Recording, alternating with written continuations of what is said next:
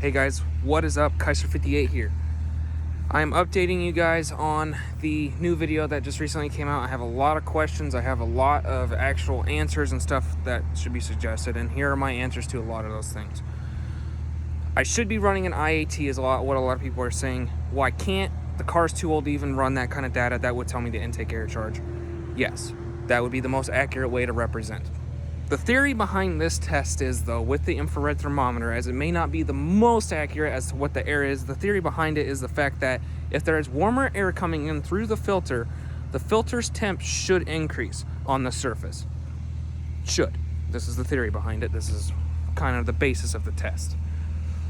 I could do an IAT, but the thing with the IAT is a matter of what is the temp of that intake air charge and where is the temp of that intake air charge. Because if you had that IAT on the top of the intake, it's going to read hotter, as we've seen with the infrared thermometer. That closer to the intake or top of the engine is going to be warmer. So if I had that sensor, that would be reading a lot hotter than if I'm reading like where the filter is. But that would be the most accurate way to actually measure the air itself. It just depends on placement too, on how accurately that information is displayed also. Another thing is, a lot of people are saying that when I pop the hood, that with the hood popped, I am letting cold air rush in and causing surface temp differences, which is possibly true and not wrong. The issue is I have a skid guard in the way and no accurate way to actually get a temp reading off the filter without the hood popped. What I'm going to do now for this next video, since people requested it, is I'm going to let the car idle for about 20 minutes and I'm going to pop the hood quick, check the filter temp, and then we'll close it. That way we don't expose it too long and we check those temps. We are also going to go for about a 5-mile drive, pop the hood, check the temps then. Another thing to note, I will show my temp gauges. My temp gauges will be at about, after the idle, at about operating temp. After the drive, it'll probably be a lot cooler due to the fact that I do have a 160-degree race thermostat in my engine, so it reads very cool because it runs very cold, which is terrible for gas mileage, but, you know, I like head gaskets. And if anybody knows 3.8 Fords, they're known for head gasket problems. So that's my way to help prevent it, is don't let it overheat and have it run cooler. Other than that, we'll get the temp readings as best as I can. I know some things might not be the most accurate, but it is a theory. It is just a test of general basis. I also have people saying that when the fan turns on, it can cause turbulence and stuff within the air filter and cause the MAF to read weird, but we're not reading off of that. But it is also something to take into account. Now, I could improve my intake with a heat shield, which I could also do more tests on with the heat shield or without a heat shield, and if anybody wants me to do that, I definitely could. But we will further continue these tests. Sorry for the long, just talking video. We will continue on with the tests here soon.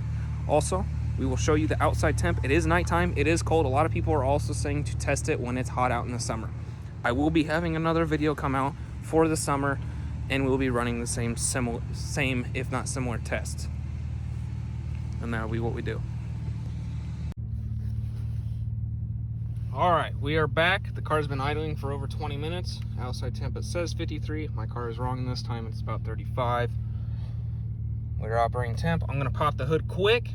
I can't get a reading without the hood popped due to the fact that, well, you know, there's a skid guard in the way. It'd be very hard to actually aim the gun and get it up there. So we're gonna get a reading here. We're gonna pop the hood quick, pop it, open it quick, get the readings that we can from the filter, and then we're gonna go for our 5-mile drive. All right, we're gonna go quick here.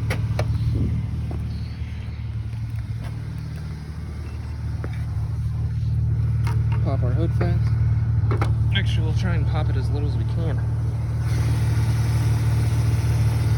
Our filter is reading at, 98, around there, 94. So it is definitely warmer. Engine's at, about 170.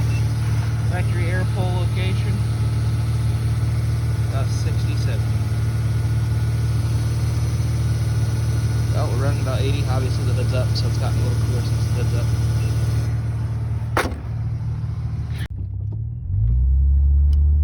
All right, here we are driving.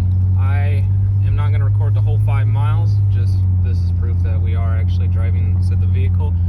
typically driving a good steady 40 to 35. And we're in some stop and go. I mean, just a little bit of stopping, some lights, basic city traffic. I mean, relatively wide open, which is good. So this will show us what airflow, how it will affect the vehicle if there's air going through, and we'll check the filter temp. As we saw earlier with this part 2, we didn't pop the hood as high, and it did read warmer than where it would be pulling from factory. And this was idling and sitting in traffic, pretty much is what it would be doing, would be the equivalent. Now what we're going to be testing is what if there's air flowing through the engine compartment, through the bay, through the radiator and everything, and more airflow through that filter going up hills, stuff like that. Will that cause the filter to remain the same temp, or will that actually cool it down? Will it actually, you know, be more harmful? What will you say if you had one of these filters in place of the factory airbox over, if you're in city traffic compared to, like, I don't know, highway driving? Because in city traffic you're going to be idling a lot, sitting a lot more. Highway driving, you're going to be doing a lot more driving. We're going to see, and obviously, like I said, my temp would go down due to my thermostat, and obviously with the cold air rushing through, it's going to lower temps too. So we're gonna see the results here after our drive.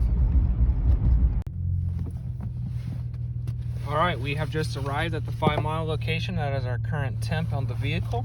We're gonna get out, pop this hood quick, and see what our readings are after a drive.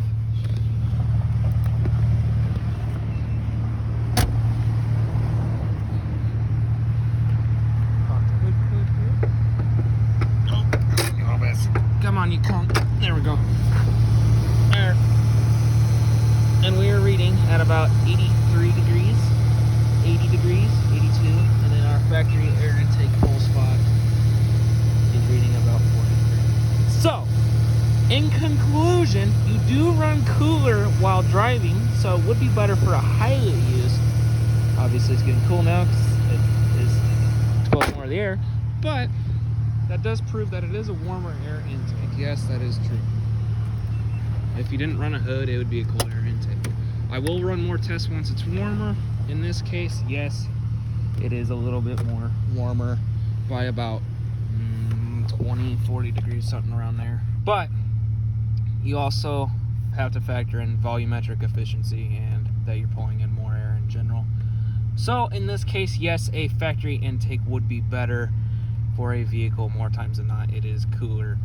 I wasn't posting a video, for those of you that were wondering, about making the ordeal of is it actually warmer or is it actually cooler. We're trying to see what the truth is, and clearly the truth is, obviously if you have the hood popped affects the results. It is a warmer air intake, but it isn't significantly like super hot, as under hood temps are probably towards like 100, 130 plus depending on location, and it's only pulling in about 80, which isn't too bad considering where it's located. Now this could be improved, and that could be helped with a heat shield, stuff like that, and you could also wrap the pipe in heat tape and help it run cooler in general. Probably not enough to make a major difference to the car. I mean, mine runs fine. So, but that is our results of this video, guys. I hope you guys enjoyed. Comment, rate, subscribe. Kaiser58 over and out.